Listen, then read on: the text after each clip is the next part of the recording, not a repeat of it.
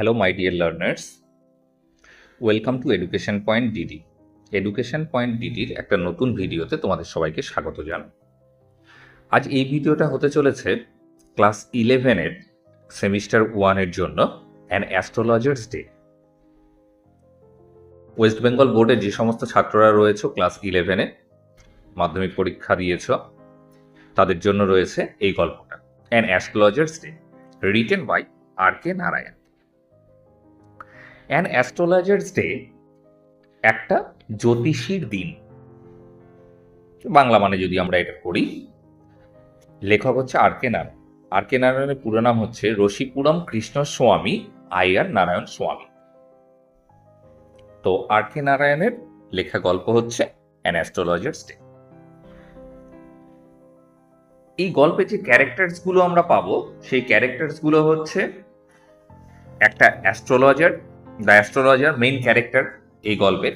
সঙ্গে রয়েছে গুরু নায়ক, একটা স্ট্রেঞ্জ ম্যান, আর রয়েছে অ্যাস্ট্রোলজার্স ওয়াইফ। আর তার সঙ্গে কিছু পাসার বাই এবং কাস্টমারসদের পাবো, সেগুলো হচ্ছে মাইনর ক্যারেক্টার। সরাসরি এই গল্পে কোনো সংলাপ তাদের নেই বা কনভারসেশন নেই। অ্যান্ড অ্যাস্ট্রোলজার্স ডে খুব সুন্দর একটা গল্প, যেখানে ফেট দেখানো হয়েছে আর রিয়ালিজম দেখানো হয়েছে, অর্থাৎ ভাগ্য এবং যে বাস্তবতা সেটা কিন্তু খুব সুন্দরভাবে গেঁথে দেওয়া হয়েছে এই গল্পে। কিছু কঠিন কঠিন শব্দের আমি মিনিংও লিখে দিয়েছি, তোমরা স্ক্রিনে দেখতে পাচ্ছ। তাহলে চলো শুরু করি গল্পটা। Punctually at midday he opened his bag. সঠিক সময়, পাংচুয়ালি মানে যিনি সময় জ্ঞান বুঝে কাজ করেন, অর্থাৎ ঠিক যথা সময়ে তিনি তার ব্যাগটা খুলে রাখলেন ঠিক মধ্যাহ্নে, অর্থাৎ মিড ডে, একদম দুপুর বেলায় তিনি তার ব্যাগটা খুলে রাখলেন। And spread out his professional equipments, এবং তিনি স্প্রেড আউট মানে ছড়িয়ে দেওয়া, এবং তিনি ছড়িয়ে দিলেন তার ব্যবসার সরঞ্জামগুলো। প্রফেশনাল মানে হচ্ছে জীবিকা, তো তিনি জীবিকা বা প্রফেশনাল বা পেশার জিনিসগুলো তিনি ছড়িয়ে রাখলেন। হুইচ কনসিস্টেড, যেগুলোর মধ্যে ছিল এ ডজন অফ কাউরি শেলস, অর্থাৎ প্রায় 12টা কড়ি, অর্থাৎ সাদা রঙের কড়ি দেখবে যেগুলো দিয়ে অনেকে খেলে, সেই কড়িগুলো ছিল প্রায় 12টা। A square piece of cloths, এক টুকরো চৌকো কাপড়, অর্থাৎ বর্গাকার একটা চৌকো কাপড়। With obscure mystic charts on it, যার মধ্যে অস্পষ্ট একটা রহস্যজনক তালিকা ছিল। অর্থাৎ অবস্কিওর মানে অস্পষ্ট, মিস্টিক মানে রহস্যজনক, মানে সেই তালিকাটা দেখলেই যেন একটা রহস্যের সৃষ্টি হয়, এরকম একটা রহস্যজনক একটা তালিকা ছিল সেই কাপড়টার ওপরে। এ নোটবুক ছিল লেখবার জন্য, and a bundle of palmyra writing, এবং তালপাতার লেখা কিছু ভাঁজ করে রাখা ডকুমেন্টস, মানে তালপাতার ডকুমেন্ট তার উপর লেখা ছিল, সেগুলো ভাঁজ করা ছিল।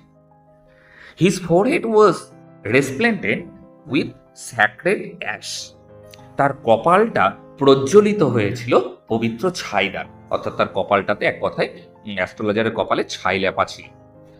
অ্যান্ড ভার্মিলিয়ন, এবং ছিল সিঁদুর। হিজ আই স্পার্কেল, তার চোখ দুটো চকচক করছিল with a sharp abnormal Glim, একটা অস্বাভাবিক কিরণের দ্বারা, অর্থাৎ তার চোখ দুটো থেকে যেন একটা কিরণ বেরিয়ে পড়ছিল অস্বাভাবিক। Which was really an outcome of a continual searching look for customers. আর এই জিনিসটা কেন হয়েছিল? কারণ ও খদ্দের বা ক্রেতার খোঁজ করছিল তার চোখ দুটো, অর্থাৎ কোনো ক্রেতা, কাস্টমার্স, একজন অ্যাস্ট্রোলজারের কাছে কাস্টমার্স আসবে, তার ভাগ্য গণনা করবে, এটাই স্বাভাবিক। তো কাস্টমারের জন্য তার চোখগুলো কিন্তু একটা কিরণ দিয়ে তাকিয়েছিল। But which his simple clients took to be a prophetic light, কিন্তু তার কাস্টমার্সগুলো বা তার খদ্দেরগুলো এটাকেই কিন্তু ভবিষ্যৎবাণীপূর্ণ একটা চোখ বলে মনে করেছিল। অর্থাৎ সে ওই প্রজ্বলিত চোখগুলো নিয়ে কাস্টমার খুঁজছিল, আর কাস্টমারগুলো ভাবছিল যে এগুলো ভবিষ্যৎবাণীপূর্ণ একটা চোখ, লাইটস অ্যান্ড ফেল কমফর্টেড, এবং তারা জ্যোতিষীর কাছে এসে স্বস্তি পেত বা একটা সুখ পেত তাকে দিয়ে তার ভবিষ্যৎগুলো দেখিয়ে। The power of his eyes was considerably enhanced, মানে যে বৃদ্ধি পাওয়া, by their position placed as they were between the painted forehead. আমরা আগেই দেখলাম তার কপালটাতে সিঁদুর এবং ছাই দিয়ে লেপা রয়েছে, তো তার চোখগুলো, চোখের যে শক্তিগুলো, সেই শক্তিটা যেন আরো এনহ্যান্স, বৃদ্ধি পেয়েছিল। কি দিয়ে বৃদ্ধি পেয়েছিল? যে সেই চোখগুলোর অবস্থান থেকে চোখগুলোর অবস্থান কোথায় ছিল, সেই রঙিন কপালটা অ্যান্ড ডার্ক হুইস্কার্স, এবং যে কালো বড় বড় গোঁফটা ছিল সেই গোঁফের মাঝখানে চোখ। স্বাভাবিকভাবে দেখো সবারই আমাদের তাই হয়, ওপরে হচ্ছে কপাল, তার নিচে হচ্ছে গোঁফ, আর মাঝখানে চোখ দুটো।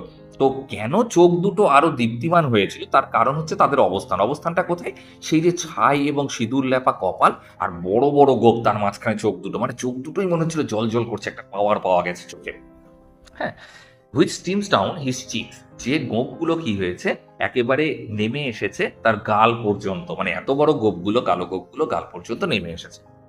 ইভেন হাফ উইটস আইস, হাফ উইট মানে হচ্ছে হাবা গোবা, অর্ধ বুদ্ধিমান, যে কম বোঝে, এইরকম চোখগুলো would sparkle in such a setting, এই ধরনের একটা সেটিং দেখলে বা পটভূমি দেখলে, যে এরকম একটা জ্যোতিষী বসে আছে যার কপালে একেবারে ছাই এবং সিঁদুর লেপা রয়েছে, চোখগুলো দীপ্তিমান, তার নিচে বড় বড় গোঁফ গাল পর্যন্ত চলে এসছে, এরকম অবস্থা দেখলে যে কোনো হাবাগোবা মানুষের মধ্যেও কিন্তু একটা প্রভাব পড়তে পারে, বা তার চোখগুলোও কিন্তু একটা রহস্যজনকভাবে তাকিয়ে থাকবে সেই লোকটার দিকে।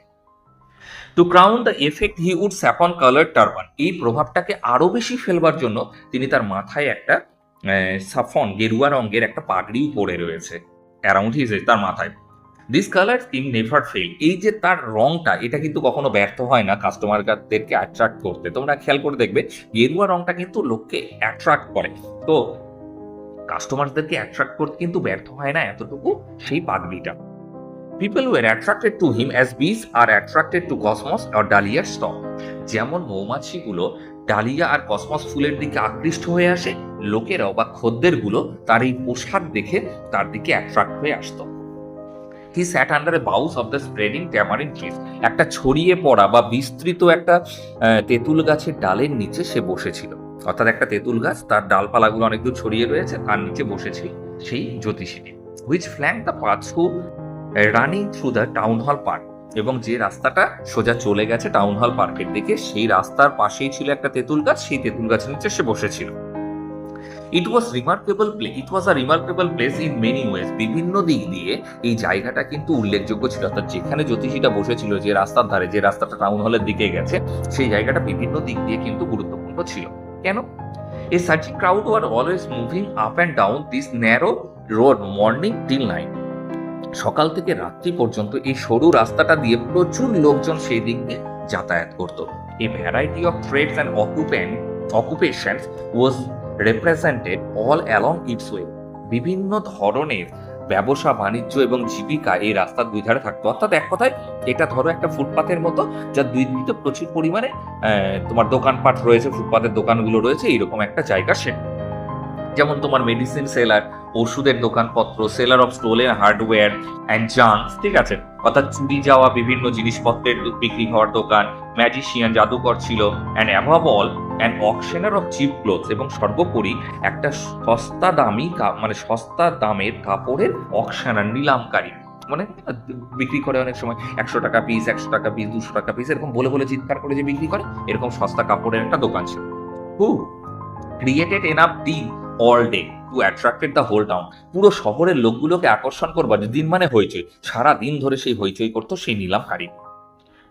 Next to him in a vociferousness came a vendor of fried grounder, তার পাশেই বসতো একটা ফেরিওয়ালা, সে ফেরিওয়ালাটা কি করতো, গ্রাউন্ড না চীনাবাদাম বিক্রি করতো, তার চিৎকার ভেসে আসতো, মানে সেও চিৎকার করে করে চীনাবাদাম বিক্রি করতো। সাপোজ মনে করো বলছে এই যে চীনাবাদাম, এই যে চীনাবাদাম, এরকম কিছু একটা ব্যাপার হবে হয়তো।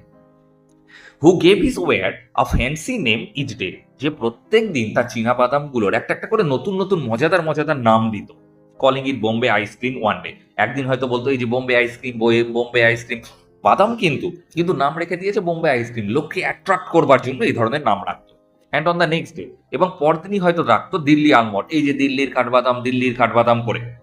অ্যান্ড অন দ্য থার্ড, আবার তৃতীয় দিন হয়তো বলতো রাজাস ডেলিগেসি, অর্থাৎ rajbhog, and so on and so four, কত নাম আরো দিত। পিপল ফ্লক টু হিম, লোকেরা জমাট বাঁধতো, মানে জড়ো হয়ে যেত তার পাশে, ফক্ট হয়ে যেত একেবারে তার চারপাশে এগুলো কেনবার জন্য। A considerable portion of the crowd derailed before the astrologers to derail মানে হচ্ছে লাইনচ্যুত হয়ে যাওয়া, অর্থাৎ যে লোকগুলো লাইন ধরে গিয়ে জমা হতো চীনাবাদামের কাছে তার কিছুটা লাইনচ্যুত হয়ে জ্যোতিষীর কাছেও আসতো। সেই জন্য জ্যোতিষী কিন্তু ওই জায়গাতেই বসতো, যেহেতু সেই জায়গাতে ভিড় হতো, প্রচুর লোক এসে জড়ো হতো, তাই সেখানে সে বসতো, তাই সেই ভিড়টা তার দিকেও কিন্তু চলে যেত। এটাতে তাদের লাভই ছিল তার। The astrologer transacted his business by the light of a flare which crackled and smoke up above the groundnut heap nearby. অর্থাৎ চীনাবাদাম বিক্রেতা যে আগুন জেলে সেই চটচট করে শব্দ হতো আগুনের, আর গনগনে আগুন, সেই আগুনের আলোতে বসেই সেই জ্যোতিষীটি তার ব্যবসা নির্বাহ করতো। অর্থাৎ নিজস্ব কোনো তার বাতি ছিল না বা নিজস্ব কোনো আলো ছিল না, সেই যে চীনাবাদামের আগুনটা, সেই আগুনে বসেই সে তার বিজনেসটা করতো। ওকে, তাহলে এই পর্যন্তই আজকে 3টে প্যারায় থাকছে। Thank you for watching the video. Have a good day. Tata.